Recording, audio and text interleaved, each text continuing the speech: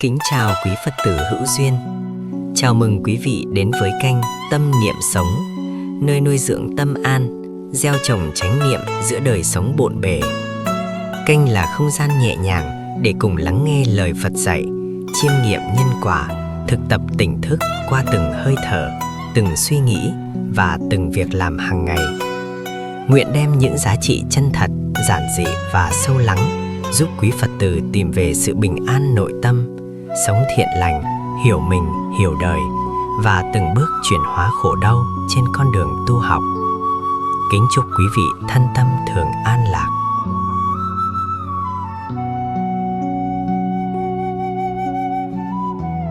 Có những người cả một đời cứ mãi lao vào một cuộc đua vô hình chỉ để chứng minh rằng mình hơn người. Họ muốn hơn trong lời nói để người khác phải nghe theo, hơn trong danh tiếng để được ngưỡng mộ, hơn trong tiền bạc để không ai xem thường, hơn trong địa vị để ngồi cao hơn tất cả. Nhưng đến một lúc nào đó, khi mái tóc đã điểm sương, khi thân thể chẳng còn sung sức, khi những nụ cười quanh mình dần thưa thớt, người ta mới giật mình tự hỏi, mình đã hơn được gì, hay chỉ đang gánh thêm mỏi mệt vào tim. Hơn người trong khoảnh khắc nhưng lại thua chính mình cả một đời. Càng lao vào so đo hơn thua, càng bị cuốn trôi khỏi dòng chảy bình yên. Trong lời Phật dạy, có một câu từng khiến bao người tỉnh thức rằng mọi sự tranh cãi là ngọn gió lớn, có thể cuốn tâm ta khỏi bến an lành. Khi lòng ta cứ muốn hơn một ai đó, tức là ta đang để cho cái ngã lớn dần lên, chi phối cả tâm trí và cảm xúc. Cái ngã ấy khiến ta không chịu thua, không chấp nhận lùi, luôn muốn giành phần đúng về mình. Nhưng đúng để làm gì khi trong lòng chẳng còn chút thanh thản? Hơn để làm gì khi mỗi đêm lại trằn trọc với bao suy nghĩ chưa buông được? Người trí chọn cách im lặng, không phải vì họ yếu mềm hay chấp nhận thua cuộc, mà vì họ hiểu rằng không có gì đáng giá bằng một nội tâm vững chãi. Một lời nói qua có thể khiến một ngày biến thành u ám, một ánh mắt hơn thua có thể đẩy người ta ra xa nhau cả đời. Càng cố nắm giữ phần thắng, càng khiến ta xa dần khỏi hạnh phúc. Thắng người là cái thắng nhất thời. Thắng được chính mình mới là con đường đưa ta về bờ giác. Phật từng dạy rằng kẻ mạnh thật sự không phải là kẻ đánh bại đối phương, mà là người biết kiểm soát tâm mình giữa bão giông của lời ra tiếng vào. Có những lúc bạn cảm thấy cần phải lên tiếng, cần phải chứng minh điều gì đó cho ai đó thấy. Nhưng rồi sau tất cả, điều còn lại không phải là sự hài lòng, mà là một khoảng trống trong lòng và một đêm khó ngủ.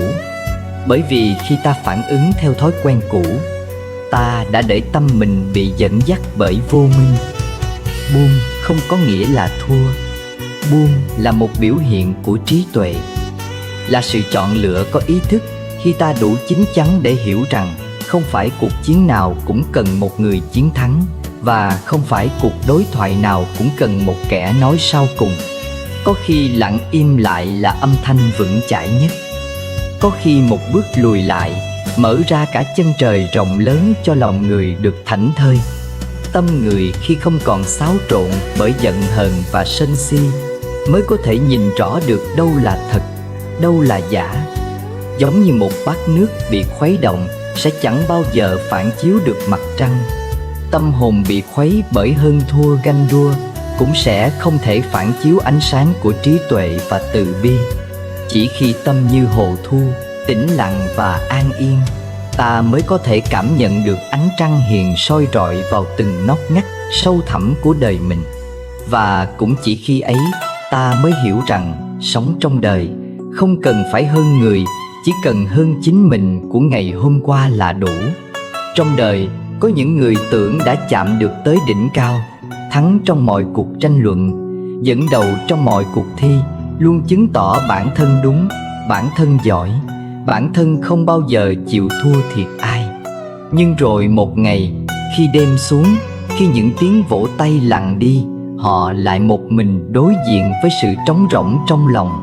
Vì thắng người chỉ là thắng trong một thời khắc, còn thắng mình mới là thắng cả một đời.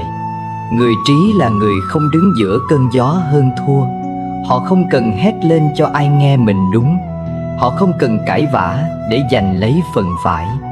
Họ chọn cách im lặng, cách lùi lại một bước, bởi họ biết rằng bước lùi đó không phải là thất bại, mà là sự giữ gìn cho lòng không bị xô lệch bởi những cơn sóng ngoài kia.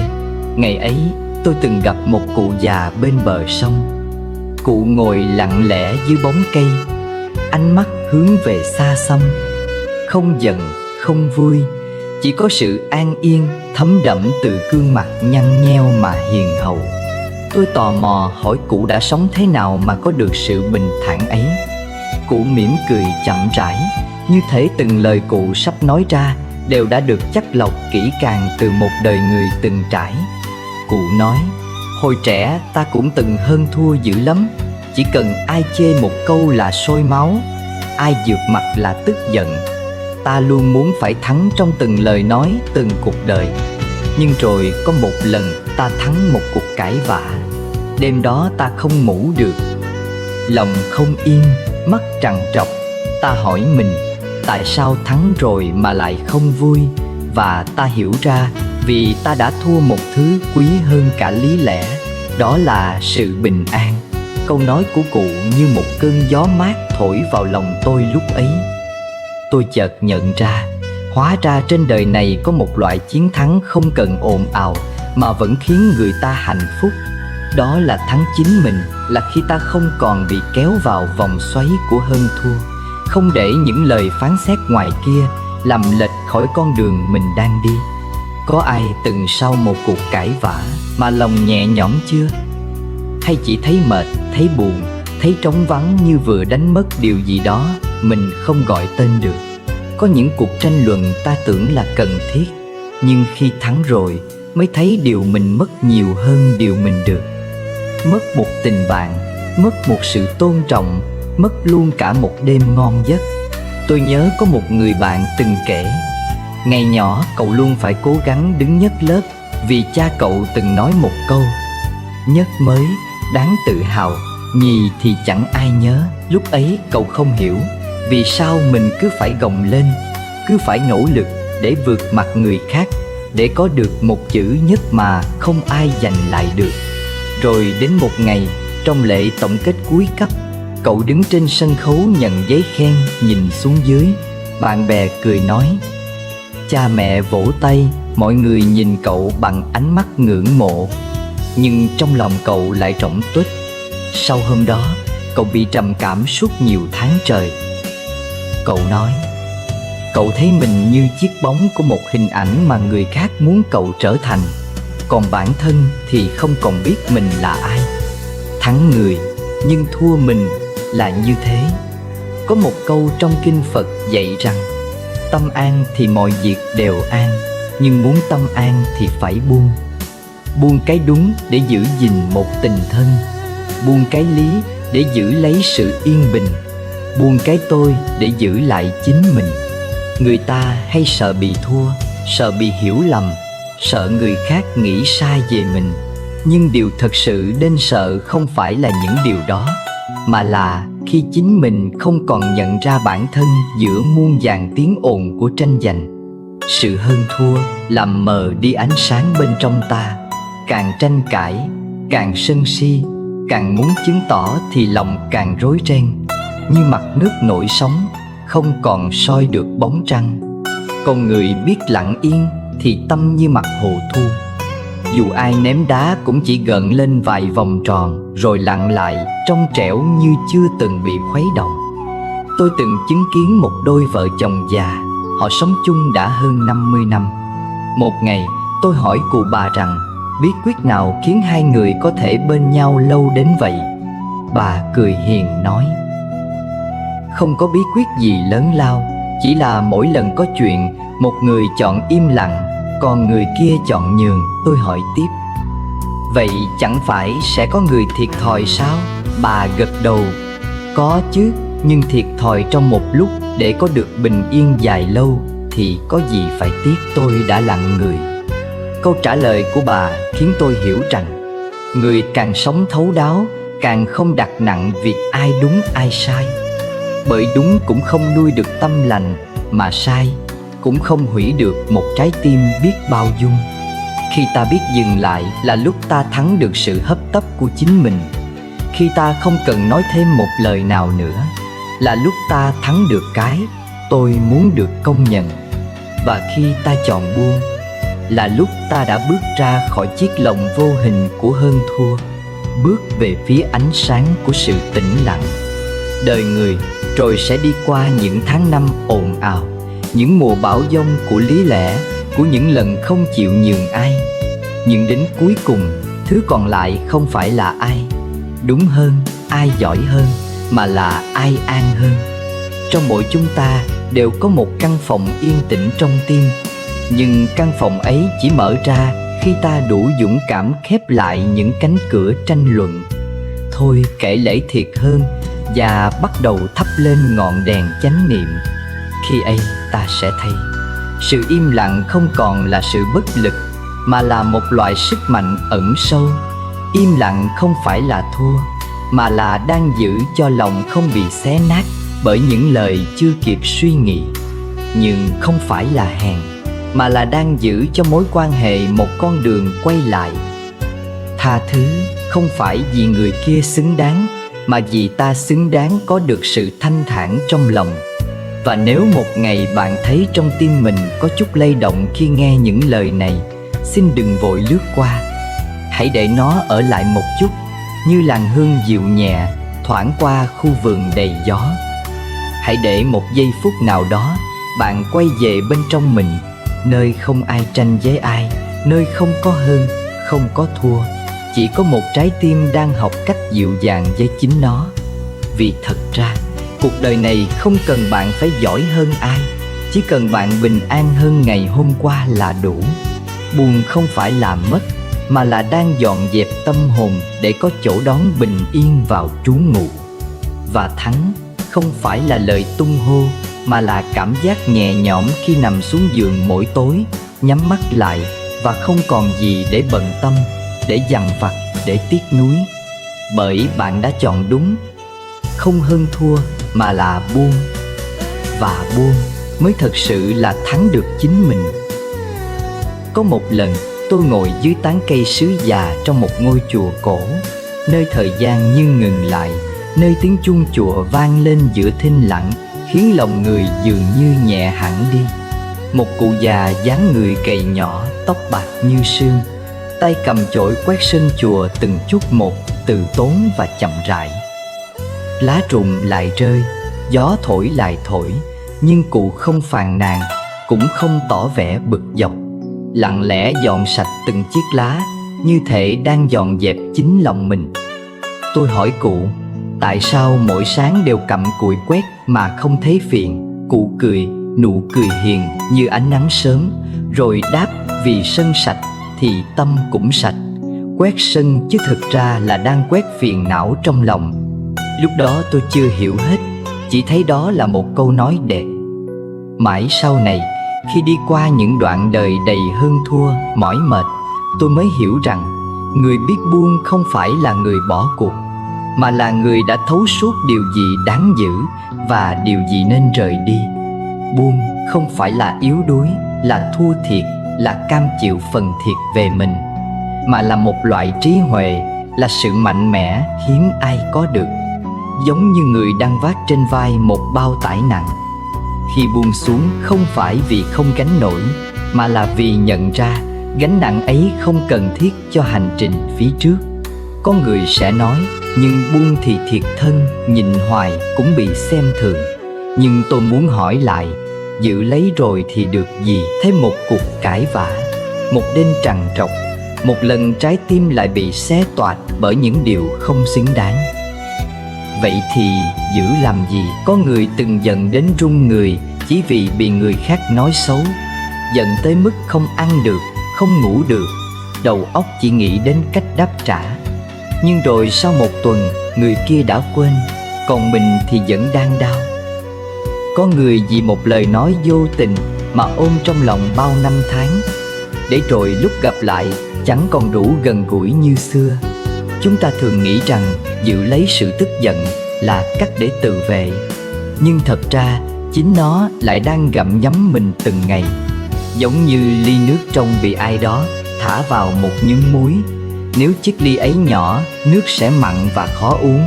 Nhưng nếu nó là một hồ nước rộng lớn, nhúng muối kia tan biến và không để lại vị gì. Người có tâm rộng như hồ thì những chuyện nhỏ nhoi không thể làm đục được lòng họ. Còn người cứ ôm mãi một chút tổn thương lại trở thành nạn nhân của chính cảm xúc của mình.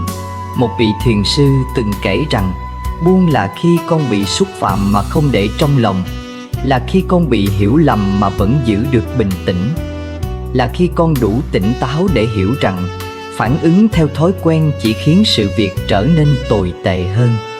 Một bát nước bị khuấy động không thể soi được mặt trăng, cũng như một tâm bị sân si khuấy động không thể phản chiếu trí tuệ. Khi ta buông, lòng mới đủ lặng để ánh trăng trí tuệ hiển lộ. Mà ánh trăng ấy không ở đâu xa, nó có sẵn trong mỗi chúng ta, chỉ chờ khi lòng đủ yên mới có thể hiện rõ. Người biết buông là người biết giữ lấy ánh sáng ấy cho riêng mình. Có một câu chuyện tôi từng nghe, rằng có một người đàn ông mỗi lần cãi nhau với vợ là sẽ bỏ đi, không một lời, không một giải thích. Vợ giận, con khóc, nhà cửa luôn trong tình trạng căng thẳng. Mãi cho đến một ngày, ông đứng trước mộ người cha đã mất. Nước mắt rơi mà lòng trống rỗng. Ngày xưa cũng vì giận dỗi mà không về thăm cha những ngày cuối đời. Giờ đây, có muốn nói một lời xin lỗi cũng không thể nữa. Đó là lúc ông hiểu rằng thắng trong một cuộc cãi vã không có nghĩa là thắng cả đời. Cái giá của việc giữ lấy tự ái đôi khi là mất đi người ta yêu thương nhất.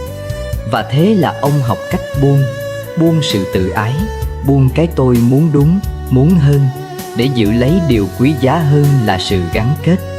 Buông còn là khi ta biết dừng lại đúng lúc. Dừng để không khiến mọi chuyện đi xa quá. Dừng để không biến yêu thương thành gánh nặng. Dừng để hiểu rằng không phải lúc nào cũng cần lời sau cùng thuộc về mình. Có đôi khi một cái gật đầu, một ánh mắt dịu dàng lại khiến mọi sự nguôi ngoai. Người chọn im lặng không phải vì họ không biết nói, mà vì họ đã hiểu rằng giữ bình yên quan trọng hơn giữ lý lẽ. Giống như một người cha không nói lời nặng với con trai đang nổi loạn, không phải vì ông yếu, mà vì ông biết trong lòng đứa trẻ ấy đang sợ hãi, đang cần một cái ôm, chứ không phải một trận quát mắng. Buông là chọn điều quan trọng thay vì điều đúng. Buông là khi ta hiểu rằng được người ta thương còn quan trọng hơn được người ta nể. Buông là bước ra khỏi cái vòng xoáy hơn thua để chọn sống bình yên. Người ta nói rằng tình yêu thật sự là khi ta vẫn chọn ở lại dù người kia sai, là khi ta vẫn nhẹ nhàng dù lòng có sóng. Vì hơn thua thì dễ, nhưng giữ được tình cảm trong dông bão mới là điều khó. Và buông chính là cách để bảo vệ điều thiêng liêng ấy. Có người sẽ bảo, đời này phải mạnh mẽ lên, phải thắng, phải đạt được. Nhưng thử hỏi, đã bao nhiêu lần bạn thắng một cuộc tranh cãi mà lòng vẫn thấy trống rỗng? Đã bao nhiêu lần bạn giành phần đúng nhưng lại mất đi người thương? Và bao nhiêu lần bạn giữ lấy tổn thương chỉ để rồi đêm về là nước mắt rơi không ngừng? Thật ra không ai bắt ta phải giữ lấy những điều làm mình đau. Không ai bắt ta phải khắc cốt ghi tâm những tổn thương. Là ta tự chọn. Tự chọn không tha thứ, tự chọn không buông. Và cũng chính ta mới có thể tự chọn một con đường khác. Con đường của từ bi, của hiểu, của bỏ qua, của sống nhẹ lòng. Ngày hôm nay, nếu có ai đó làm bạn tổn thương, hãy nghĩ rằng họ cũng là người đang khổ. Một người hạnh phúc không khiến người khác đau. Một người bình yên không nói lời cay nghiệt. Và vì thế, người làm tổn thương ta thường là người đáng thương hơn là đáng trách. Hiểu điều đó rồi, lòng tự nhiên nhẹ đi, không cần phải phản ứng, không cần phải chứng minh. Vì lòng ta đủ rộng để chứa cả muối mà không mặn, đủ yên để ánh trăng vẫn còn nguyên vẹn. Và như vậy bạn sẽ thấy buông không phải là một sự yếu đuối. Buông là trí huệ chọn giữ lấy những gì xứng đáng. Khi hiểu được như thế, bạn sẽ không còn thấy buông là mất nữa, mà là được tự do, được bình an, được sống một đời không cồng gánh những điều không cần thiết. Và đó chính là sức mạnh thật sự. Có một người cha từng mang cả giấc mơ đời mình đặt trọn vào đôi vai con. Ông không phải người tệ, chỉ là lòng thương con, đôi khi lại lạc lối thành sự kỳ vọng. Từ ngày con còn nhỏ, ông đã luôn so sánh, luôn muốn con phải giỏi hơn người ta, phải đứng đầu, phải hơn bạn bè đồng trang lứa, để đời con không phải lận đận như đời ông. Ông dốc hết công sức, thức khuya dậy sớm, gò lưng kiếm từng đồng, mong con có cuộc sống đủ đầy hơn. Nhưng trong từng ánh mắt, từng câu nói, ông quên mất rằng thứ con cần không chỉ là điều kiện, mà là tình thương không đi kèm áp lực. Năm tháng cứ thế trôi, con lớn dần lên, nhưng khoảng cách giữa hai cha con cũng lớn dần theo. Những bữa cơm ngày càng im lặng, những cuộc trò chuyện chỉ còn lại là lời dặn dò, kiểm soát, tra hỏi, và cả những câu thất vọng như dao cứa vào lòng người trẻ tuổi. Một ngày nọ, ông thấy con về nhà muộn, lặng lẽ vào phòng, không nói gì. Ông gõ cửa, muốn hỏi han vài câu, nhưng chỉ nhận lại tiếng "Con mệt, để con yên dùng." Câu nói ấy tưởng nhẹ nhàng mà như tát vào lòng người làm cha. Đêm ấy ông mất ngủ, lật lại từng trang ký ức, nhớ lại lần đầu con tập đi, cái cách con nhoẻn miệng cười khi nắm tay ông, nhớ cả lần con ngã, ông bế con dậy và dỗ về. Tại sao càng lớn, con lại càng xa ông đến vậy? Rồi ông thấy trong điện thoại cũ có tin nhắn con từng gửi cho một người bạn ba mình chẳng bao giờ hiểu mình cả. Mình chỉ muốn được yêu thương như mình là, chứ không phải như một cái dự án thành công. Ông lặng người, như có ai đó vừa dội một gáo nước lạnh vào tận sâu trong lòng. Và ông bắt đầu nhận ra, thứ mà ông tưởng là vì con, thật ra chỉ là mong muốn cá nhân ông khoác lên vai con. Ông bắt đầu tập buông. Không còn hỏi con học hành ra sao, không còn ép con làm điều mình muốn, không còn so sánh hay càm ràm những điều không vừa ý. Ông học cách lắng nghe, đôi khi chỉ là ngồi cạnh con, không nói gì, chỉ để con biết rằng ông ở đó. Dần dần con cũng bớt tránh né. Có hôm con còn cười kể về chuyện bạn bè. Ông thấy tim mình như được trót mật.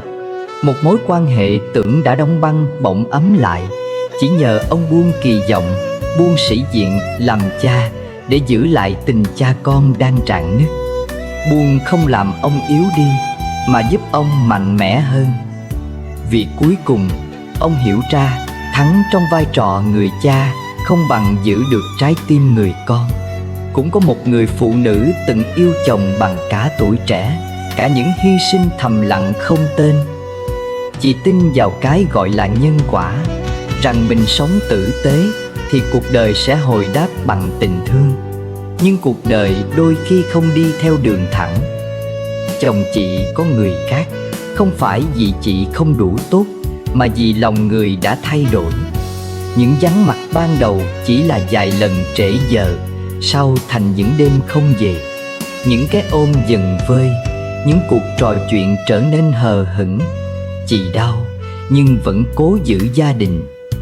Rồi một hôm, khi anh thản nhiên thú nhận tình cảm dành cho người khác, chị sụp đổ thật sự. Có người nói với chị, tha thứ đi để nhẹ lòng. Nhưng làm sao tha thứ khi vết thương còn rỉ máu? Làm sao nhẹ nhàng khi đêm nào cũng thức trắng cũng nước mắt? Những ngày tháng sau đó, chị như cái bóng, đi làm, về nhà, không nói, không cười. Trong lòng chỉ còn một câu lặp lại, tại sao lại là mình đứt? Câu hỏi ấy không ai trả lời được. Một buổi chiều, chị đi ngang qua ngôi chùa nhỏ nơi góc phố. Không hiểu vì điều gì mà đôi chân cứ tự bước vào. Có thể là vì tiếng chuông chùa ngân nga trong gió, có thể là vì ánh mắt từ bi của sư thầy, đang chắp tay niệm Phật giữa sân đầy lá. Có thể là vì lòng chị đã quá mỏi mệt, cần một chốn để thở. Chị bắt đầu tụng kinh mỗi tối. Ban đầu là vì muốn lấp đầy khoảng trống, sau dần trở thành điểm tựa tinh thần. Chị học cách ngồi yên, nghe chính hơi thở mình để nước mắt chảy ra rồi khô dần.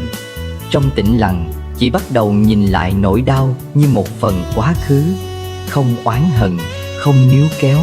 Tha thứ không còn là món quà chị dành cho người kia, mà là món quà chị trao cho chính mình.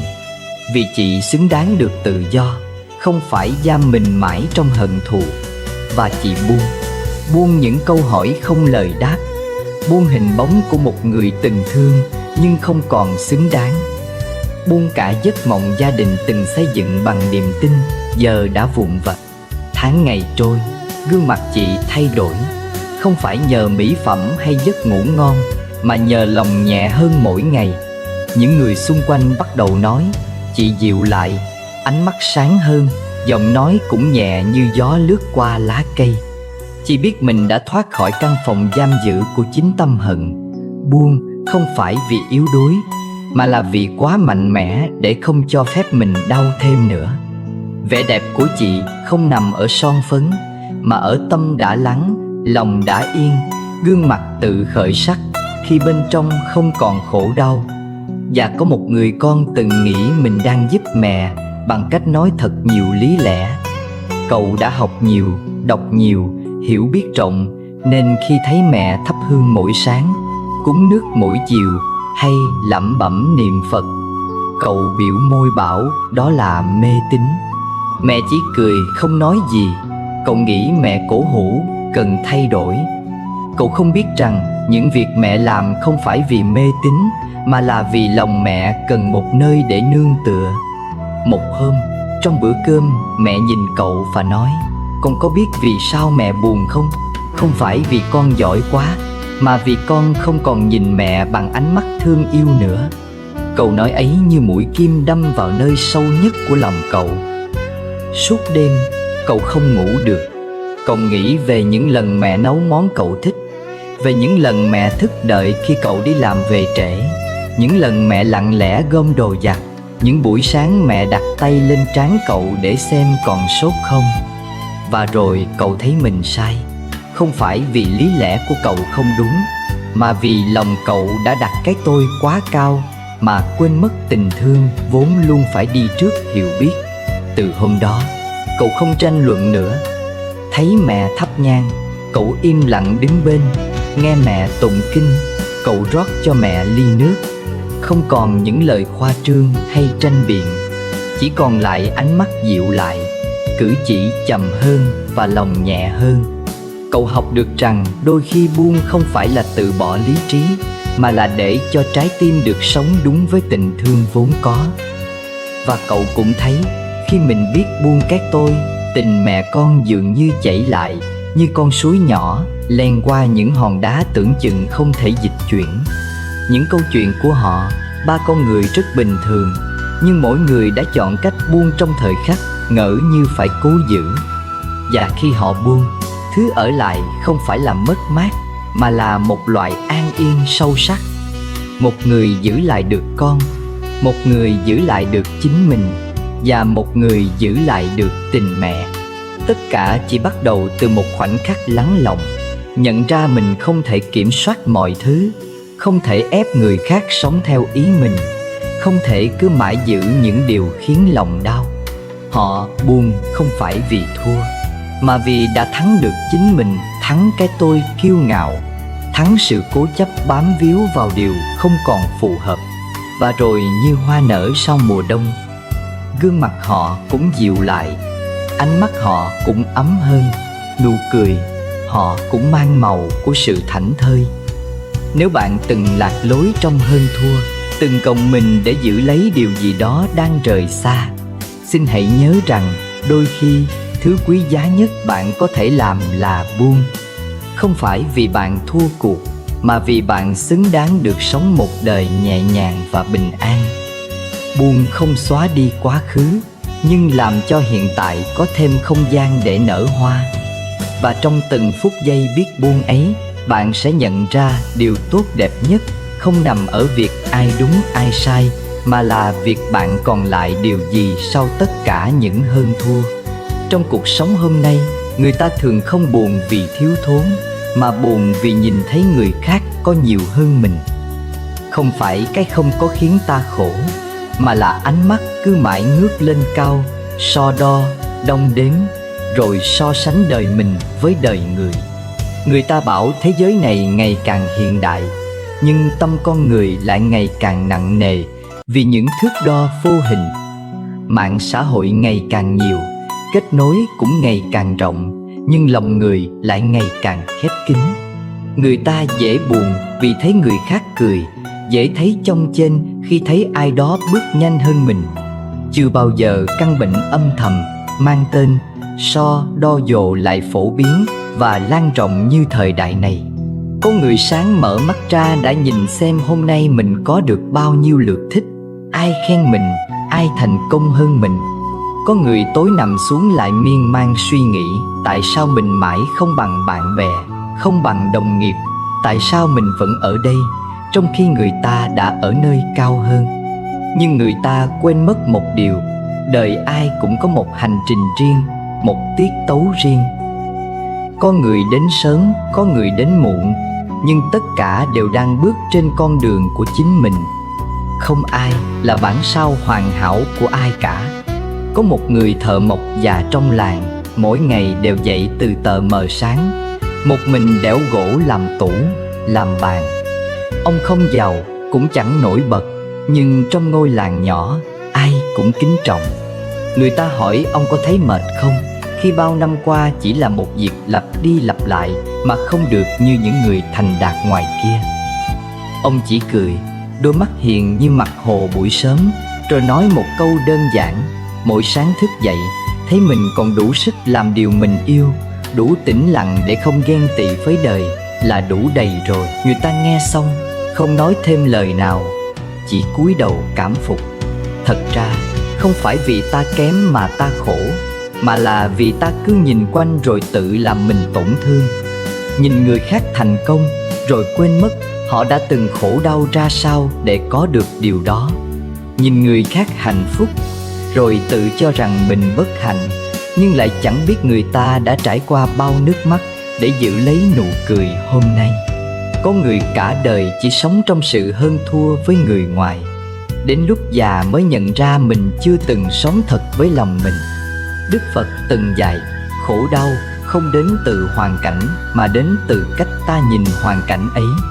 Khi tâm còn so sánh, lòng còn bất an. Khi tâm biết đủ, đời sẽ đủ đầy. Một người trí huệ không so với thiên hạ, chỉ so với chính mình của ngày hôm qua. Hôm qua ta nóng nảy, hôm nay ta biết lặng im, đó là tiến bộ. Hôm qua ta trách móc, hôm nay ta biết cảm thông, đó là bước tiến. Không ai bắt ta phải giỏi nhất, chỉ cần ta tốt hơn chính mình của hôm qua là đã đủ lý do để mỉm cười. Có một người đàn ông trung niên, vốn là nhân viên trong một công ty lớn. Anh chăm chỉ, thận trọng, nhưng ít nói và chẳng giỏi lấy lòng người khác. Một lần nọ, trong buổi họp khi tổng kết thành tích cuối năm, anh nhìn thấy đồng nghiệp được khen ngợi rạng rỡ, còn mình thì chẳng ai nhớ tới. Lúc ấy trong lòng anh trào lên một nỗi buồn khó gọi tên. Không phải vì anh không làm tốt, mà là vì người ta không thấy điều tốt ấy. Trên đường về, anh đi ngang một quán nhỏ, nhưng thấy một ông cụ bán hàng rong đang ngồi nhẫn nha uống trà trong tiếng nhạc êm dịu, nét mặt ung dung đến lạ thường. Anh dừng lại, gọi một ly trà, ngồi xuống bên cạnh. Họ không trò chuyện gì nhiều, chỉ lặng yên bên nhau giữa một chiều muộn. Nhưng chỉ chừng ấy thôi, anh chợt nhận ra điều quan trọng không phải là người khác có thấy nỗ lực của mình hay không, mà là mình có thấy được bình yên trong những việc mình làm hay không. Chúng ta sống trong một thế giới mà ai cũng dễ dàng tiếp cận với hào quang của người khác, nhưng lại rất khó thấy được những gian nan họ từng đi qua. Người thành công thường chỉ chia sẻ kết quả, hiếm ai nói về nước mắt. Người hạnh phúc cũng chỉ khoe nụ cười, ít khi kể về những đêm cô đơn. Bởi thế, nếu cứ lấy ánh sáng bên ngoài để so với bóng tối trong lòng mình thì lúc nào cũng thấy mình thua thiệt. Một lần nọ, có người đến gặp thiền sư hỏi: con thấy bạn con đi trước con nhiều quá, họ giỏi giang, được trọng dụng, còn con thì mãi chẳng có gì. Con phải làm sao để bằng họ? Vị thiền sư không nói, chỉ rót một chén trà đặt trước mặt người ấy rồi nói: con hãy uống đi, nhưng đừng để ý đến cái chén. Người kia uống trà xong, bối rối nhìn ông. Thiền sư từ tốn nói: con uống trà để tận hưởng vị ngon, chứ không phải để ngắm cái chén. Đời người cũng vậy, hãy sống vì chính trải nghiệm của mình, đừng để hình ảnh của người khác làm lu mờ vị ngọt của chính con đường con đang đi. Người kia nghe xong như tỉnh ra sau giấc mộng dài. Nếu cứ mãi so đo, so sánh thì chẳng bao giờ ta thấy đủ. Bởi khi ta đạt được điều này, ta sẽ lại nhìn lên và thấy người khác đã đạt điều khác cao hơn. Hành trình này không bao giờ kết thúc. Nó giống như một cái thùng không đáy, đổ mãi cũng chẳng đầy.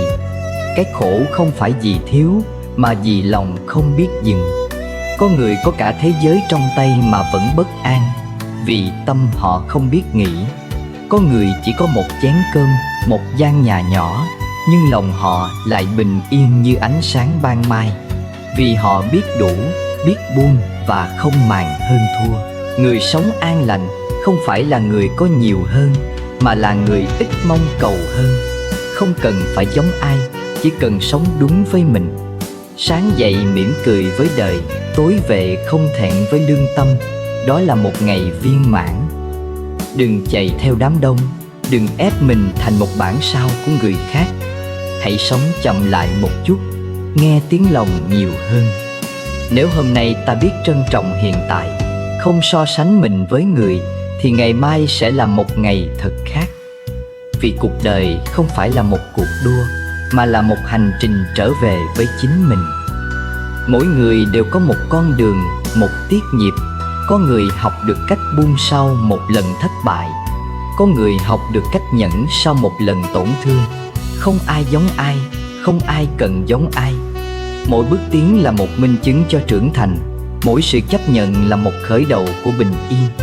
Nên nếu bạn từng thấy mỏi mệt vì phải gồng mình để bằng ai đó, xin hãy ngồi lại, hít một hơi thật sâu và tự hỏi: điều ta thật sự cần là gì? Một lời khen từ người ngoài hay một cái gật đầu của chính mình trong gương? Một chiến thắng ồn ào ngoài kia hay sự tĩnh lặng trong tâm hồn? Khi ta thôi so đo, thôi hơn thua, lòng sẽ tự nhẹ đi một nửa. Và phần còn lại chỉ cần thêm một chút yêu thương là đủ để sống một đời an ổn, tự tại. Có một buổi chiều trời dịu như thể ông trời cũng muốn lòng người nhẹ lại. Người cha ấy ngồi lặng trước hiên nhà, nhìn đứa con trai mới 14 tuổi, mà đôi mày đã luôn cau lại, mắt thì tránh né, lời nói thì ngắn cũng.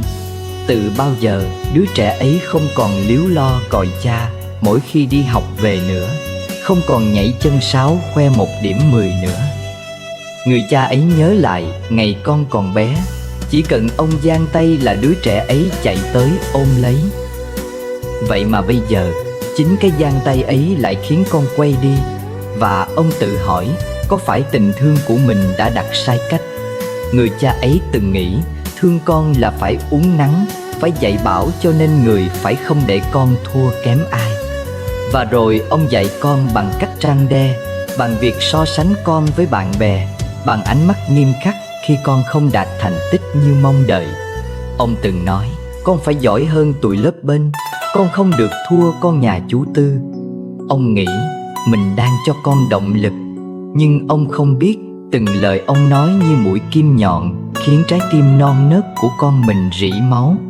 Con không dám nói ra vì sợ bị trách mắng, không dám cười vì sợ cha nghĩ là con không nghiêm túc. Con thu mình lại vì cảm thấy mình không bao giờ đủ tốt với người cha luôn đòi hỏi. Rồi một ngày, người cha ấy đọc được một dòng chữ trong cuốn sách cũ: tình thương như ánh mặt trời, phải ấm chứ không được cháy. Lúc ấy ông như chết lặng. Bấy lâu nay ông nghĩ mình đang thương, nhưng thực chất là đang thiêu đốt con mình bằng kỳ vọng, bằng so đo, bằng sĩ diện. Ông nhớ lại những lần bắt con học thêm 3 lớp chỉ vì bạn bè ai cũng cho con đi học, những lần ép con thi đàn dù con thích vẽ, những lần không để con được nói lên suy nghĩ của mình. Và ông bắt đầu thấy mình đã sai ở đâu. Tối hôm đó, ông gõ cửa phòng con, không phải để hỏi điểm, không phải để dặn dò bài vở, mà chỉ để nói một câu xin lỗi.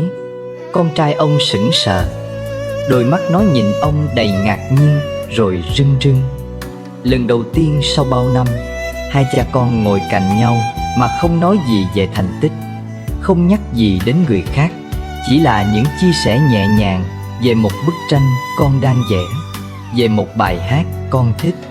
Và rồi người cha chợt nhận ra, khi mình buông đi ý nghĩ rằng phải dạy con trở thành người giỏi nhất, thì con lại bắt đầu dám là chính mình. Khi ông buông lời mắng mỏ, con dám đến gần. Khi ông buông cái tôi của người lớn, thì mới chạm được đến thế giới trong trẻo của con trẻ. Có một người mẹ từng kể rằng bà thường tự hào về việc con mình lúc nào cũng ngoan, luôn nghe lời. Nhưng càng về sau, bà càng thấy đứa con ấy trầm lặng quá mức, không bộc lộ cảm xúc, không chia sẻ với ai. Một ngày nọ, con trai bà lên đại học xa nhà, rồi đột nhiên gửi về một dòng tin nhắn dài: "Mẹ ơi, con không dám sống theo ý con. Mỗi lần con làm gì khác ý mẹ con, sợ bị nói là bất hiếu, là không thương mẹ. Nên con cứ làm theo mẹ, học theo mẹ chọn, ăn theo mẹ nấu, sống theo mẹ muốn. Nhưng mẹ có bao giờ hỏi con thật sự muốn gì không?" Bà mẹ ấy khóc như mưa sau khi đọc, vì bà nhận ra tình thương của mình đã vô tình trói con bằng sợi dây sợ hãi mang tên mẹ. Chị muốn tốt cho con Tròn. Chúng ta vẫn thường nhân danh tình thương để áp đặt, vẫn thường nói rằng mình hy sinh cho con nên con phải biết nghe lời. Nhưng tình thương thật sự không phải là đòi hỏi sự vâng lời tuyệt đối, mà là chấp nhận cả sự khác biệt, cả sai sót, cả những lựa chọn không giống mình. Khi ta buông được nhu cầu kiểm soát, con cái mới dám bước đi bằng chính đôi chân của nó. Và dẫu nó có vấp ngã, thì đó cũng là những bài học không ai có thể học thay.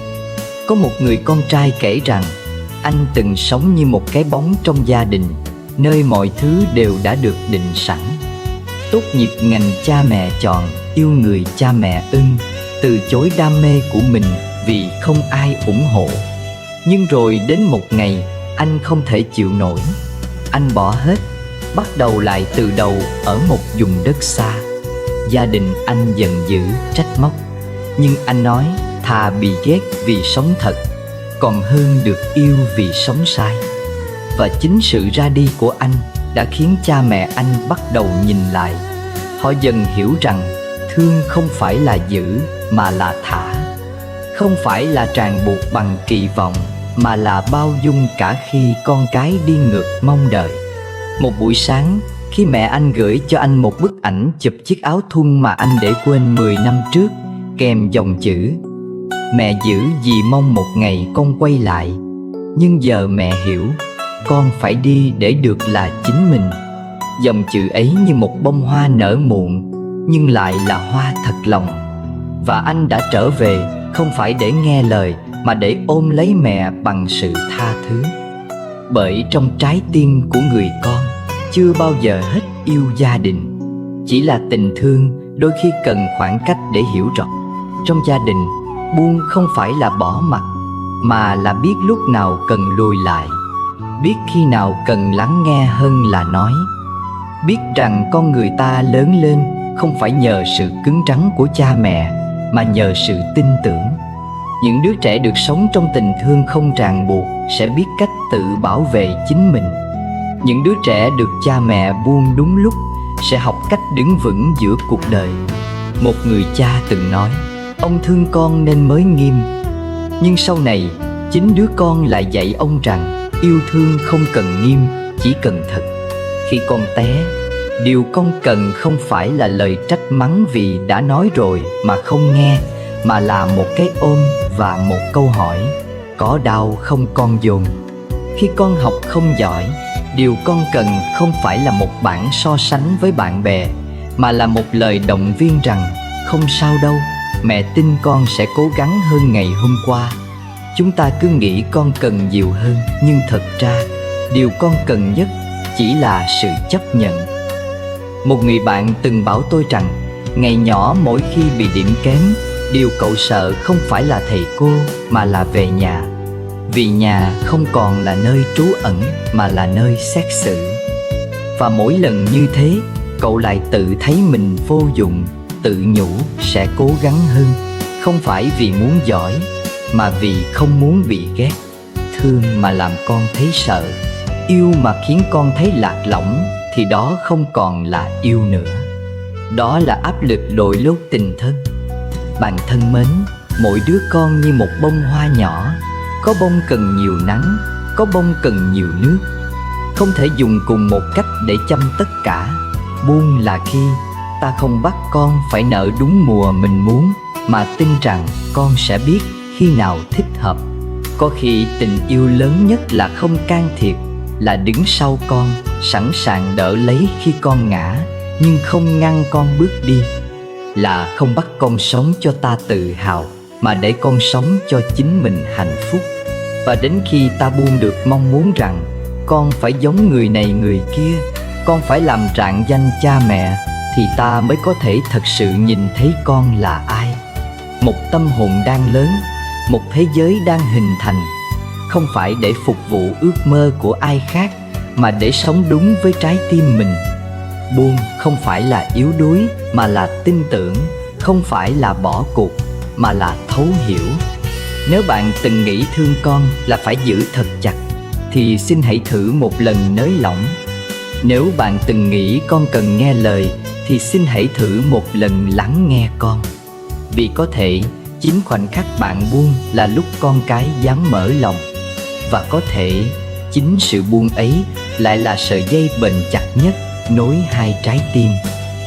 Buông không có nghĩa là từ bỏ tất cả, mà là buông những gì khiến trái tim bạn nặng nề, đôi mắt bạn u ám, và tâm trí bạn luôn chất chứa những điều không còn cần thiết nữa. Có những nỗi đau không hiện hình rõ rệt, nhưng lại là gánh nặng âm ỉ theo năm tháng. Là ánh nhìn bạn lặng lẽ trốn tránh khi gặp lại người từng khiến tim mình vỡ vụn. Là tiếng thở dài len lỏi giữa đêm khuya khi nghĩ đến một quá khứ không thể nào quên. Có người từng hỏi rằng nếu họ tha thứ cho kẻ đã làm tổn thương mình, có phải là yếu đuối không? Nhưng tha thứ chưa từng là dấu hiệu của sự yếu lòng. Tha thứ là hành động dũng cảm nhất mà một trái tim có thể làm. Vì không phải ai cũng đủ sức để nói tôi buông để tôi bình yên. Có một cô gái từng mang trong mình vết thương của sự phản bội. Người cô tin tưởng nhất lại là người để lại vết cắt sâu nhất trong lòng cô. Những ngày tháng sau đó, cô sống như một cái bóng. Cười cũng chỉ để người khác yên tâm, nói chuyện cũng chỉ để giữ lễ. Cô bắt đầu nghi ngờ mọi mối quan hệ, hoài nghi cả những lời quan tâm chân thành. Đêm nào cũng lặp lại một câu hỏi: tại sao người làm tổn thương lại sống vui vẻ, còn mình thì ôm mãi khổ đau? Rồi một hôm, trong lúc vô tình đọc được một dòng chữ ngắn ngủi trong một cuốn sách cũ: buông không phải vì người xứng đáng được tha, mà vì chính bạn xứng đáng được bình yên. Câu nói ấy như một mồi lửa nhỏ, nhen nhóm lại ánh sáng trong lòng cô. Không phải ngay lập tức mà thay đổi, nhưng từ hôm đó, cô bắt đầu suy nghĩ khác đi một chút. Cô ngừng tìm kiếm lý do cho hành vi của người khác, thay vào đó tự hỏi lòng mình: giữ mãi sự oán giận này có giúp mình sống tốt hơn không? Và rồi cô nhận ra, mỗi lần nhắc đến người ấy là một lần trái tim cô như bị dày vò thêm lần nữa. Giống như việc cầm một cục than đang cháy để chờ ném vào ai đó, cuối cùng người bị bỏng đầu tiên lại là mình. Thế là cô học cách buông, không phải buông bằng sự ghét bỏ, mà buông bằng cái nhìn thấu hiểu. Cô chấp nhận rằng Quá khứ là điều không thể thay đổi, nhưng hiện tại là điều mình có thể chọn. Chọn sống nhẹ nhàng, chọn tha thứ không vì ai khác, mà vì bản thân mình xứng đáng được sống một đời không nặng trĩu. Thời gian sau đó, cô dần dần cởi mở hơn, bắt đầu viết nhật ký, thiền mỗi sáng và lắng nghe chính hơi thở của mình. Mỗi lần nỗi đau cũ kéo về, cô lại tự nhủ: tôi không còn là cô gái ngày xưa nữa. Tôi là tôi của hôm nay, đang học cách yêu mình hơn, hiểu mình hơn và buông đúng lúc hơn. Dù có những lúc ký ức vẫn quay về, như cơn gió lướt qua mái hiên nhà, cô không còn gồng mình chống lại nữa, mà ngồi xuống lắng nghe. Vì cô biết, buông không phải là quên sạch, mà là không để nó điều khiển tâm hồn mình nữa. Như dòng sông, không giữ mãi một nhánh cây mục trôi nổi, mà cứ thế chảy qua, đem theo cả những bụi mờ của quá khứ, để lòng sông được trong lại. Cũng như vậy, lòng người muốn thanh thản, cần học cách để những tổn thương cũ trôi đi. Có những người từng là tất cả, nay chỉ là một bài học. Có những kỷ niệm từng là màu sắc rực rỡ, nay chỉ là một nét phai nhạt trong ký ức. Nhưng bạn biết không, không sao cả. Vì nhờ có những điều đó, ta mới học được thế nào là buông, thế nào là giữ, và thế nào là đủ để lòng mình bình an. Người ta thường nghĩ mạnh mẽ là không bao giờ khóc, không bao giờ ngã. Nhưng thật ra, mạnh mẽ là khi bạn có thể khóc xong rồi tự mình đứng dậy. Là khi bạn có thể nói với chính mình đã đến lúc để những điều cũ nằm yên trong dĩ vãng. Không trách, không oán, không đổ lỗi, chỉ đơn giản là buông để được sống nhẹ hơn. Nhẹ đến mức một sớm mai thức dậy, bạn có thể mỉm cười khi ánh nắng chiếu qua rèm cửa, có thể nhìn một cành hoa mà thấy lòng rộn ràng, không phải vì ai mang đến, mà vì chính bạn đã học được cách tự làm mình hạnh phúc. Có lần trong một buổi thiền, một vị thiền sư đã nói rằng tâm con người như mặt nước hồ. Khi không còn bị gió thổi của oán hận, thù hằn hay tiếc nuối khuấy động, thì đáy hồ sẽ hiện ra. Đó là nơi sự bình an và trí tuệ thật sự bắt đầu. Chúng ta cứ mãi miết tìm bình yên bằng cách thay đổi người khác, thay đổi hoàn cảnh. Nhưng có khi chỉ cần thay đổi cách ta nhìn nhận những điều đã qua cũng đủ để thấy nhẹ lòng. Tha thứ không có nghĩa là cho phép người khác làm tổn thương ta thêm lần nữa. Tha thứ là đặt dấu chấm hết cho sự lệ thuộc cảm xúc vào người đó. Là tự nhủ, tôi chọn yêu thương chính mình hơn là giữ mãi nỗi đau từ người khác. Rồi một ngày, bạn sẽ nhận ra điều quý giá nhất không phải là những gì bạn giữ lại, mà là những gì bạn đủ can đảm để buông ra. Giống như người đang gồng gánh một túi đầy đá mà cứ tưởng đó là báu vật, cho đến khi mở ra mới biết đó chỉ là thứ làm lưng mình đau nhức suốt bao năm. Chúng ta từng nghĩ nếu giữ là cách để chứng minh tình cảm, nhưng nếu thứ ta giữ chỉ là ảo ảnh thì liệu có xứng đáng không? Có khi một mối quan hệ đã đứt từ lâu, chỉ là chúng ta cứ khư khư níu kéo trong lòng.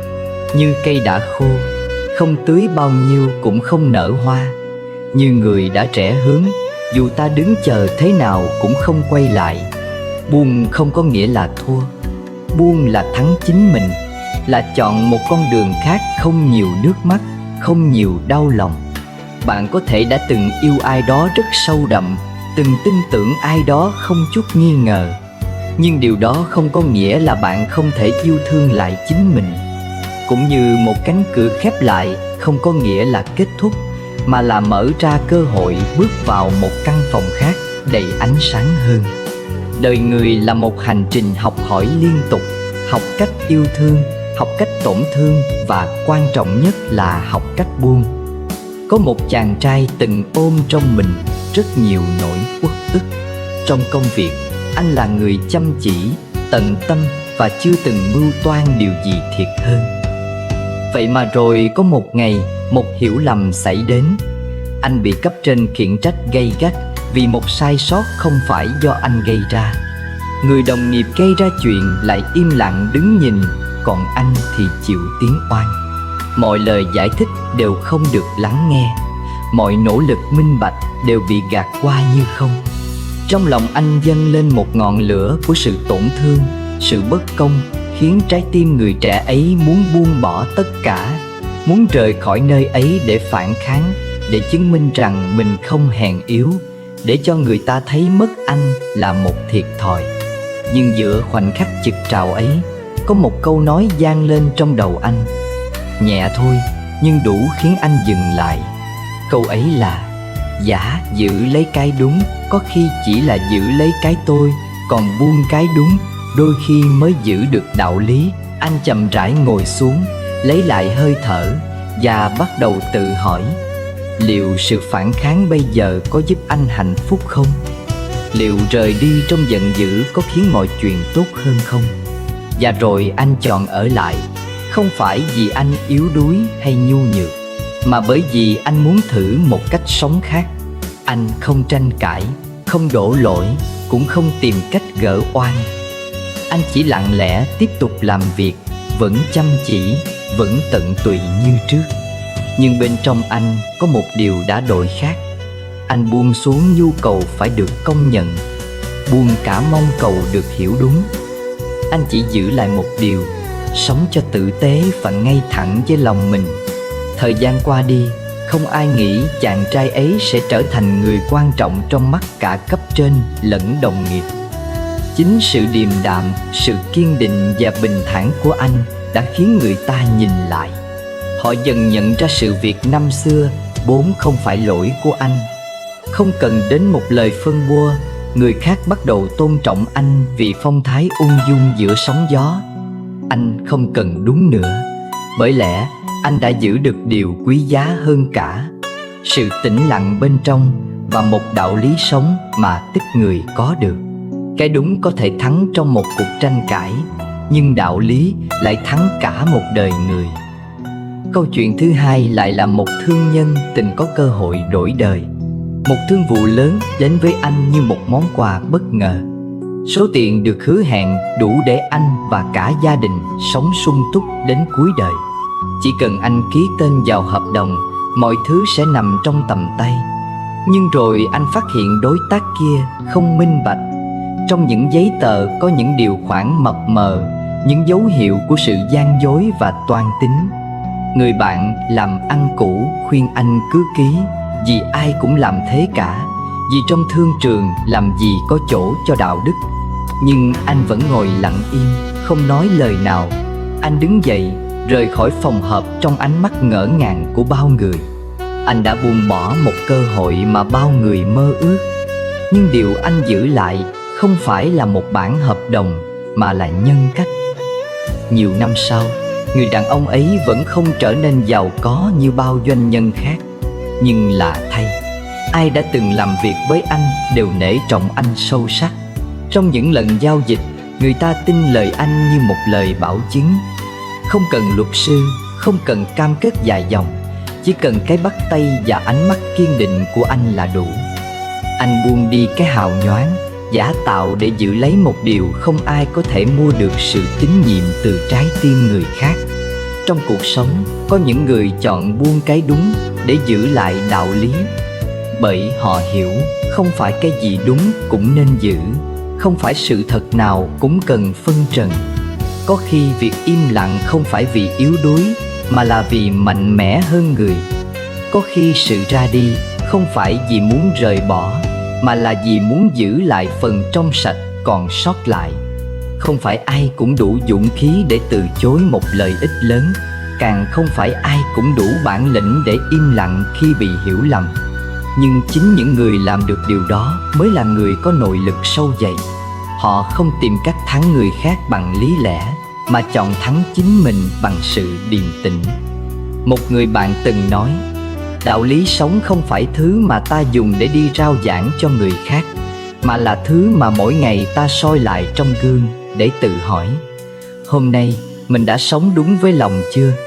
Và trong câu hỏi ấy không phải là tìm ra ai đúng ai sai, mà là học được bài học của sự buông. Buông khỏi cái tôi muốn chứng minh, buông khỏi cơn giận đang sôi sục, buông khỏi nhu cầu phải được vỗ về bằng công lý. Bởi vì có những điều chỉ khi ta không còn khát khao biện minh thì mới thực sự giải thoát. Như một người thợ rèn muốn giữ lửa, phải biết khi nào đập mạnh và khi nào để yên. Cũng như trong tâm, có lúc cần lên tiếng và có lúc cần lui bước. Không phải cứ đúng là phải nói, không phải cứ hiểu là phải cãi. Có những điều chỉ nên được giữ lại trong lòng như một đóa sen lặng nở trong bùn, càng im lặng càng thơm. Và nếu một ngày bạn thấy mình đứng giữa một tình huống mà ai ai cũng khuyên bạn nên vùng lên, nên phản ứng, nên chứng minh cho rõ trắng đen, hãy thử lùi lại một bước và tự hỏi, điều gì sẽ khiến tâm mình an nhất?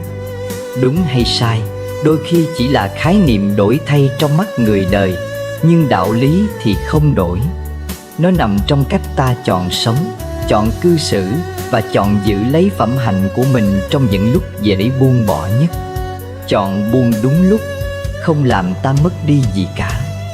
Trái lại, nó là cách để giữ được cái quý nhất, sự thanh thản trong lòng và niềm kính trọng từ người khác. Và rồi sẽ đến lúc bạn nhận ra, không phải người thắng trong tranh cãi mới là người khôn ngoan, mà là người biết rời đi trong yên lặng, không vì oán hận, mà vì sự hiểu rằng không phải cuộc chiến nào cũng cần kẻ thắng thua. Có những điều buông xuống không phải để bỏ lại, mà là để nâng mình lên một tầng hiểu biết mới. Buông cái đúng để giữ lại cái đạo, buông sự phản ứng để giữ lại lòng thanh, buông cái tôi để giữ lấy tình người. Và cuối cùng, chính sự buông ấy mới là sự trưởng thành vững chắc nhất của một con người đã hiểu đạo lý sống trên đời này. Có một loài hoa chỉ nở vào mùa đông, khi tuyết rơi trắng xóa cả một vùng đồi. Lúc ấy người ta chẳng còn tâm trí ngắm hoa, bởi ai cũng lo giữ ấm, giữ an toàn. Nhưng hoa vẫn nở, lặng lẽ và cứng cỏi, rồi tan đi giữa cái lạnh lẽo mà không một lời than trách. Lại có loại chỉ buông cánh vào cuối hạ, khi gió hanh vàng bắt đầu se sắt. Mỗi loài hoa đều có thời điểm của riêng mình, cũng như mỗi con người sinh ra là để nở theo mùa của chính họ, không để chạy theo mùa nở của người khác. Thế nên, nếu hôm nay bạn thấy mình chưa bằng ai, chưa có gì trong tay, chưa được ai khen ngợi, thì cũng đừng vội buồn. Biết đâu đó chỉ là vì mùa hoa của bạn chưa đến. Bạn có từng nhìn người khác được tung hô, rồi lòng bỗng thắt lại mà chẳng rõ vì sao? Có khi là bạn tự hỏi, sao người ấy cũng chẳng hơn mình bao nhiêu mà lại được trọng vọng đến thế?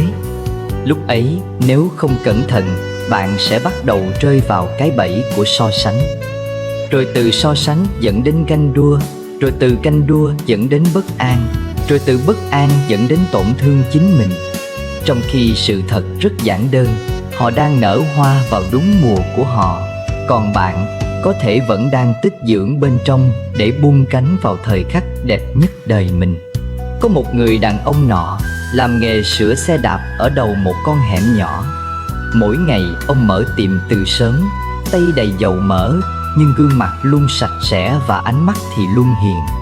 Hàng xóm kể rằng ông từng học đại học, từng làm ở một công ty lớn, nhưng vì biến cố gia đình mà phải từ bỏ mọi thứ.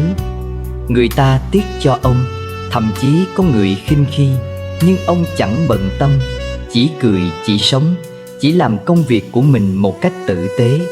Mỗi chiếc xe giao về tay khách, ông đều kiểm tra 3 lượt, lau sạch sẽ, bơm bánh căng đầy, như thể đó là chiếc xe cuối cùng ông làm trong đời. Một hôm, có một phóng viên tình cờ đến sửa xe. Khi trò chuyện, anh mới ngỡ ngàng nhận ra sau gương mặt khắc khổ ấy là một tâm hồn ung dung và một trí tuệ sâu lắng. Câu chuyện nhỏ ấy được chia sẻ lên một bài báo cuối tuần. Không lâu sau đó, nhiều người tìm đến không chỉ để sửa xe mà để nghe ông kể chuyện. Ông không nở rộ như một bông hoa giữa mùa xuân rực rỡ, nhưng ông lại là một cánh hoa bền bỉ giữa những ngày gió bão. Ông không cần so sánh mình với ai, cũng không cần chiến thắng ai, chỉ cần sống đúng với giá trị mà ông gìn giữ. Bạn biết không, điều kỳ lạ là người càng hay so đo thì lại càng khó hài lòng. Họ đứng giữa khu vườn xuân nhưng lại chỉ mải mê nhìn về phía cây chưa nở hoa, rồi thở dài, rồi u uất. Trong khi có những người đứng giữa ngày mưa cũng vẫn có thể tìm thấy tiếng chim sẻ trong trẻo từ một tán cây ven đường. Cùng một cảnh đời, người nhìn ra ân sủng, người chỉ thấy thiếu thốn. Đó là vì mắt họ nhìn bằng sự ganh tị chứ không phải bằng lòng biết ơn. Phật dạy mỗi người đều mang theo nghiệp duyên của riêng mình, như một hạt giống đã được gieo xuống từ những kiếp trước. Không ai có thể chen lớn để trở thành hoa sen nếu hạt giống của mình là cúc vàng. Cũng như chẳng thể kéo mùa thu đến sớm chỉ vì mình nóng lòng muốn thấy lá rụng. Vạn vật đều có trật tự của vũ trụ. Người hiểu điều đó thì sẽ thôi vội vã, thôi ganh tị, thôi ép bản thân sống theo nhịp đập của người khác. Có người đi nhanh, có người đi chậm, nhưng đích đến của mỗi người không nằm ở sự rộn ràng ngoài kia, mà là nơi tâm an và lòng đủ. Nhiều người tưởng rằng chỉ khi nổi bật thì mới đáng sống, chỉ khi được vỗ tay thì mới đáng tồn tại. Nhưng thật ra có những người không nổi bật nhưng lại là người khiến người khác thấy nhẹ lòng khi ở bên. Họ không làm mờ ai, không tranh ánh sáng của ai, cũng không cần phải giành giật vị trí nào cả. Họ là chính mình với khí chất từ bi, với một ánh mắt bình thản và một trái tim không chất chứa ganh tị. Thật ra chúng ta chỉ mỏi mệt khi cứ cố là ai đó khác. Chúng ta chỉ bất an khi cứ gồng lên cho vừa với khuôn mẫu mà đời đúc sẵn. Còn khi ta trở về đúng với mình, sống đúng mùa hoa của mình, thì cả thế gian bỗng trở nên dịu dàng hơn. Vì chẳng còn gì để tranh, chẳng còn ai để thắng, chẳng còn việc gì phải ép bản thân rực rỡ khi còn đang cần yên lặng. Tôi từng gặp một cô gái trẻ làm nghề dọn dẹp tại một khu nghỉ dưỡng. Mỗi sáng cô đều dậy sớm, chăm chút từng chậu cây, lau từng ô kính. Người khác hỏi cô sao làm công việc này mà vẫn vui như thế. Cô chỉ cười: vì mỗi ngày em đều thấy những thứ em chạm vào trở nên sạch sẽ, sáng hơn. Em thấy công việc của mình có ý nghĩa. Em không biết người khác nghĩ gì, nhưng em biết mình đang sống đúng với điều khiến mình nhẹ lòng. Cô không là hoa nổi bật giữa hồi xuân, nhưng cô là người khiến không gian xung quanh trở nên dễ thở hơn, ấm áp hơn. Người như cô là mùa xuân dịu, không rực lửa nhưng ngọt ngào.